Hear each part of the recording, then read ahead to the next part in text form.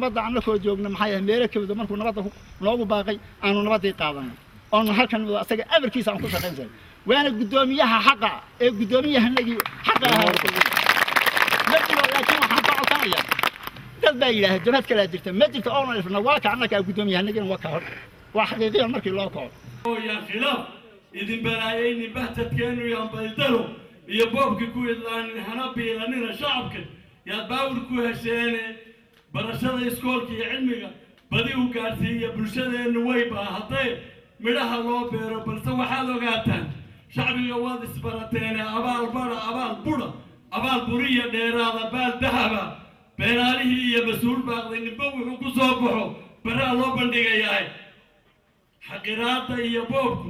waa waxaan bannaanayna bacdana addoon wax isbiday iyo kibirku waa beene binaa-aadmi baan nahay naftuna beri yar weeyaana inaan mawdka laga baajinayn yaa bilaahi xaqa lagama baydho caddaa lagu badbaadaay haddaba keliya ma ahayn in aan markaasi jigjiga ururka oo in la faylo kulmeen ciidamada iyo waliba in xaflad loo sameeyay waxa markaasi loo dhaadhacay in la aado oo waliba baabuur lagaga baxay jigjiga ilaa iyo Garagoan ujeedada ugu weyn ee Garagoan loo aadiyay oo ahaa in lagu qabto shirweynihii saddexaad ee ururka ONLF laakiin se Garagoan iyo jigjiga inta isku jiraan sida horeba loogu sheegay waxa ka sokeeyay magaalada Dhagaxbuur iyo jigjiga waxay dadku ii sheegeen ilaa iyo 7 saacadood 8 saacadood in awr hore loo socon jiray laakiin haatan wado qurux badan oo loo sameeyay oo laamiya ayaa waxay kaleeftay ama ay markaasi suurta gelisay in dadku hal saac iyo bar ay u drive gareeyaan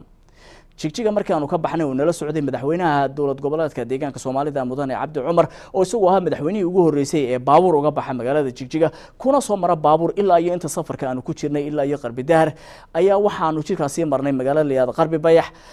ayaa markaanu ka qabri bayax markaanu ka tagay raali aad qabri bayax markaanu ka tagnay waxaanu tagnay magaalada Dhagaxbuur halkaas oo nagu soo dhaweeyay gudoomiyaha degmada Dhagaxbuur iyo waliba injineer Macu halkaas arkay saytuun ka soo baxay magaalada Dhagaxbuur laga beeray oo markaasi lagu gadayay isagoo oo halkaas ka iibsanaya isaga iyo madaxweynaha iyo hoggaanka gudoomiyaha xisbiga iyo gudoomiyaha Dhagaxbuurba waa saytuun Dhagaxbuur ka baxay مرة كذا وامسي ميغا حبدي والله بريال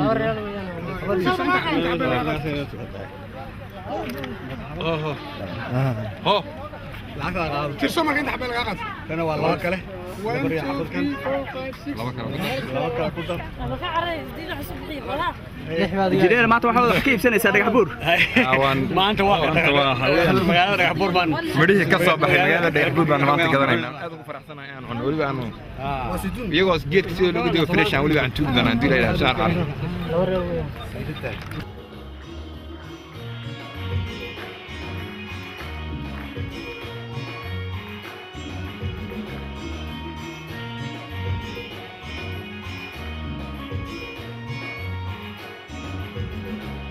tagnay magaalada lagu magacaabo Birqod laakiin si taanaan Birqod gaarin ayaa waxaanu la kulmeynay dadka wadooyinka dhisaya laamiga mar uu madaxweynaha uu tusay tog halkaasi ku yaalay oo ka hadlayay shucuurtiisa iyo togan inta ay ku qaadanayso dhisidiisa iyo dhismihiisa ayaa waxa kamid ahaa iyagoo shaqaalaha si toos u la hadlayay halkaasi dhisay wadooyinkii waa kan ee nala daawada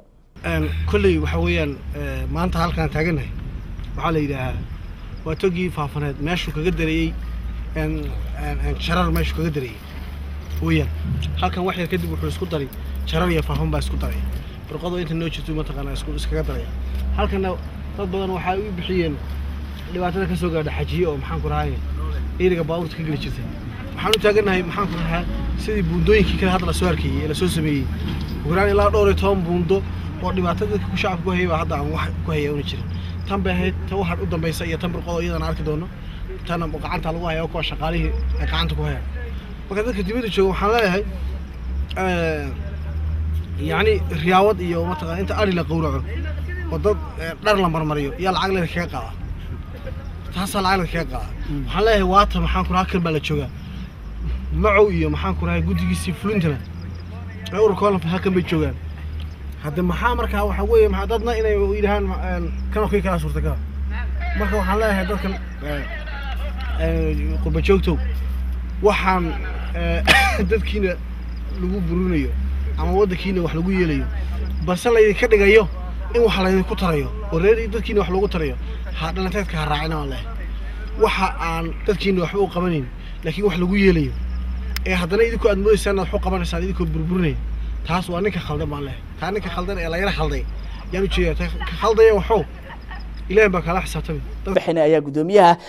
subaxnimadii hore waxa ay ku quraacdeen meel bush ah Angelo isagoo markaas yiri muddo 32 sanadood ma aanan cunin Soomaaliya gudaheeda ama Itoobiya gudaheeda ama markaas Afrikaba inaan u fadhiisto Angelo aan cuno ereyadiisi waxa ka mid ahaa isagoo birqod ka hadlaya sida tan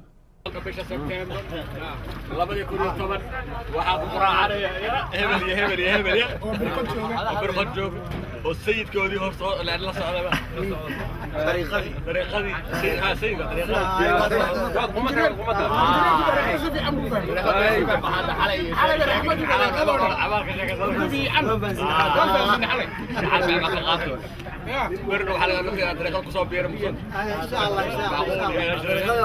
baawurtaasi la qaasiyo baawurta aan wadanay oo runtii ah baawurta Toyotooyinka ama Land Cruiserada loo yaqaan oo runtii aad iyo aad u tiro badna ayaa waxay noqotay in lagu dayo inay togaasi ka tilaabi karaan iyo in kale taasi oo markaasi baawurtaasi runtii cajiibkooda iyagoo maraysa haddaba aad daawanaysaan quruxda badan ay u marayeen toga iyagoo biyaha ugu dhacay runtii haaf muraydaha oo dhan haddana la dalacin ay biyaha ay soo galayeen xawliga biyahaasi ay ku socdaan ayaa waxay noo suurta gashay in aanu togaasi ka gudubno ugu dambeyntii malka ku taala toga faafaneed meel ku taala toga faafaneed waa gartay biyaha ka dambeeya xagee ka yimaadeen bay kulata biyaha ta iga dambeeya waxa ka yimaadeen galbeedka ka yimaadeen hoosna way u socdaan Ahmed maanta xagee taaganta waxaan taaganahay togi faafaneed burqod iyo shaygoosh meesha u dhaxaysa xagee loo socdaa marka toga laga gudbo toga markii laga gudbo waxaan u soconaa qabdi daharre iyo shaygoosh baan sii maraynaa qabdi daharna waa ujeedada weyn shirweynihii baa yaan ka qayb galaynaa Faadmo maxay kula tahay togan inay baawurta ka wada gudbayaan waxay ila tahay in kastoo baawurta aad ugu culus tahay haddana dadweynihii way ka dageen waxaan soo marnay buundo yar marka inay ka gudbayaan maxaa yeelay wiilal aad darawaliina oo xiflad u leh ayaa baabuurta wada marka waxa weeyaan waxaan rajaynayaa inay si khayr qaarkoodna way ka soo gudbeen inta dambana hadda waxaan filaynaa inay ka soo gudbaan xasan maadaama dadkan ka soo horeysay ma jiraan togagsaan oo kala aan ka gudbi doono toga inoogu horeeyo waa togankeeda mar haddaan ka gudubno tog kale ka gudbi doono ma jiro togankeedii waxa weeyaan waa midka marka isku soo daraan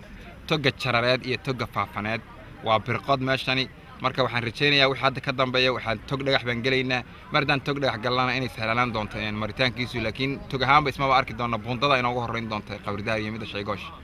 Rashid goorma kugu dambeysay togan oo socda biyo ku jiraan togan oo socda biyo ku jiraan waxa igu dambeysay 7 sano ka hor halkan 7 sano ka hor ayaan maray waa birqod waa meeshii laba toglaheeda labada tog isku soo darayeen haddana waxaan u soo jeednaa shaygoosh iyo qabridaar insha Allah waan tagi doonaa anagoo nabada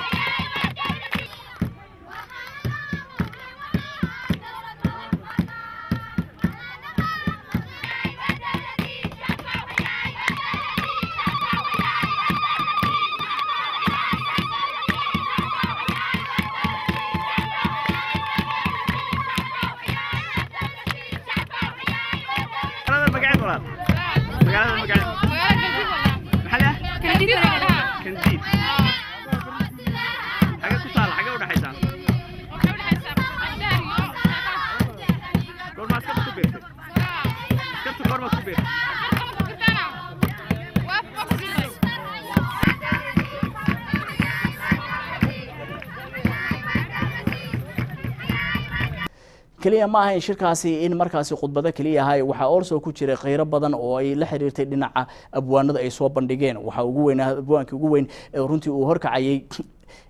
doodaan ayaa isagu runtii halkaasi joogay waxaana uu ku luuqeeyay gabay aad iyo aad kheyro leh inkastoo aan jeclaan lahayn gabaygaasi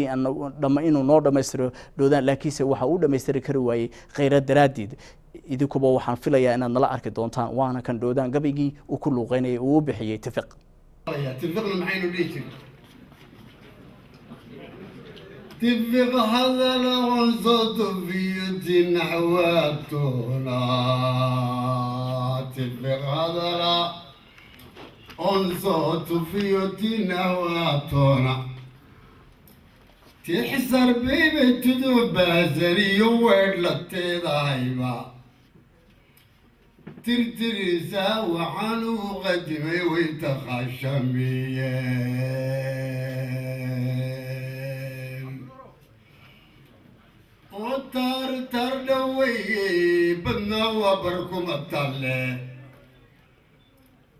هل قلبو تغيانا وشك تقدر اللي ترجبان حقين وضيا تعجب والكازين dadkii xabsiga weyn gaar ahaan anigu waan la kulmay ee kaamiradeedaan ugu tegay xarunta weyn ee xabsiga dhexe ayaa markaasi dadkaasi waxaa ooda laga sii qaaday iyagoo iskugu xidhnaa laba gruub ay kala ahaayeen gruub gabdha ah iyo gruub wiilal ah labada dhinac baan interview ka qaaday labada dhinac baan sawirro ka soo qaaday ka bacdina markii aan xabsiga gudihiisa aan ugu dhex tagnay ee la soo daayay dadkaasi waxaa loo fadhiisiyey gobol 9 gobol uu ka kooban yahay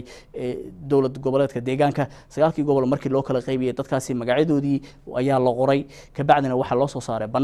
banaanka markii loo soo saaray gabdhaha iyo wiilasha inta albaabka ay ka baxayeen waxa gacanta qaadayay qof kasta oo ka soo baxaya xabsiga gacan qaaday gudoomiyaha ururka ONLF engineer Salaadiin sida aad ku arkaysaan picture-ka aad ku arki doontaan hadii Allah wada ogolaado ka bacdina marka ay banaanka yimaadeen waxa ay markaasi boqolaal qofood oo dad ayaa waxay ku sugayeen oo ehladoodii ay waxay ku sugayeen banaanka si ay markaas u arkaan dadkaasi la sii daayay qaar baa waxa ku xidhnaayeen dil qaar baa waxa ku xidhnaayeen xabsi daa'in qaarna markaas waxa ku xidhnaayeen sanado badan dadkaasi marka waxa noqotay inaan kaamirada ku weydiiyo qof walba intii anigu marka aan ka gaari karayay intee sana ayaad xidhnay su'aalo noocaas oo kale badan ayaan weydiiyay waxaan weydiiyay dadkii sugayay dadkoodii ayaan weydiiyay dadka ka xidhan noocyada ay kala yihiin sababaha ay u xidhnaayeen haddaba waa kan barnaamijka quruxda badnaa ee ka sameeyay maxaabiistii laga sii daayay xarunta weyn ee jeelka ugu weyn ee jigjiga ku yaala dadka qaarkoodna marka ay la kaftameen ay yiraahdaan jeel ogaadeen waana kan ee aan haatan la daawada gabdhahani waa gabdhihii waxaadna ururka ONLF dhammaantood oo wada xukunaayeen marka waad ku soo dhawaanaysaa injineer TV-ga in badan baad ka daawatay mana malayn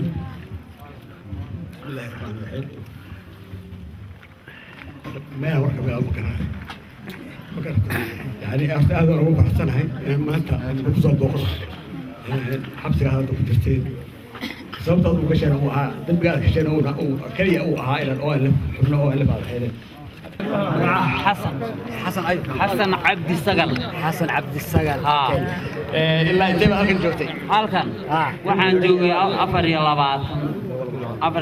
bilood laba sano kaamil wareer wajira ay waxay salaamayaan raggu ay soo mariyaan marka maxaabiistan qoran dowladda ayaa salaamaya